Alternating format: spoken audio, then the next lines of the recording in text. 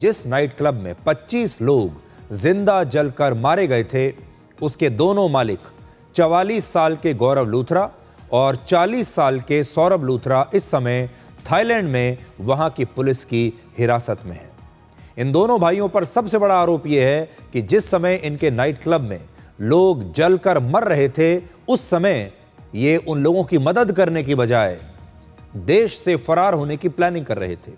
आज थाईलैंड की पुलिस ने इन दोनों भाइयों की तस्वीरें जारी की हैं, जिसमें उनके हाथों में पासपोर्ट हैं और हथकड़ी लगी हुई है।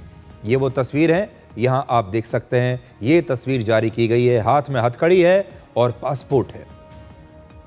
कहा जा रहा है कि इन दोनों को बहुत जल्द ही वापस भारत लाया जा सकता है। अब गौरव और सौरभ लूथरा को थाईलैंड से डिपोर्ट यानी निर्वासित करके भारत वापस भेजा जाएगा। भारत सरकार ने गौरव और सौरभ लूथरा के पासपोर्ट्स पहले ही रद्द कर दिए हैं। जब किसी विदेशी नागरिक के पास सही और वैध दस्तावेज नहीं होते तो उसे उस देश से बाहर निकाल दिया जाता है। इसलिए ये दोनों भाई अब थाईलैंड में नहीं रह पाएंगे। अभी ये थाईलैंड की पुलिस की हिरासत में है, लेकिन अगर ये वहां से छूट भी गए तो थाईलैंड से किसी और देश नहीं जा सकते, क्योंकि इनका पासपोर्ट रद्द हो चुका है। अब इन्हें भारत लाने के लिए गोवा पुलिस और सीबीआई की एक टीम थाईलैंड पहुंचने वाली है। इन दोनों को वापस लाने का एक और रास्ता भी है, और वो है एक्स्ट्राडिशन यानी प्रत्यर्पण।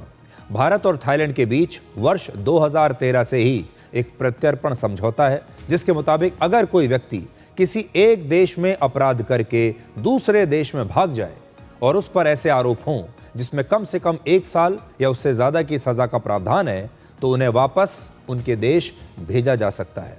गौरव और सौरभ लूथरा पर जो मुख्य आरोप है वो है गैर इरादतन हत्या का, जिसमें कम से कम 5 साल की सजा होती है। यानी प्रत्यर्पण संधि की महत्वपूर्ण शर्त यहां पर पूरी हो रही है। अब तक इन दोनों को फरार हुए करीब 112 घंटे बीत चुके हैं, और नाइट क्लब में आग लगने के बाद जितनी जल्दी ये दोनों फरार हुए, उतनी ही जल्दी अब इन्हें वापस लाने की भी तैयारी हो रही है। थाईलैंड में इनका पता लगाने के लिए गोवा पुलिस ने सीबीआई और इंटरपोल की मदद से एक ब्लू कॉर्नर नोटिस जारी किया था, जिसके बाद उन्हें आरोपियों की जानकारी मिल गई।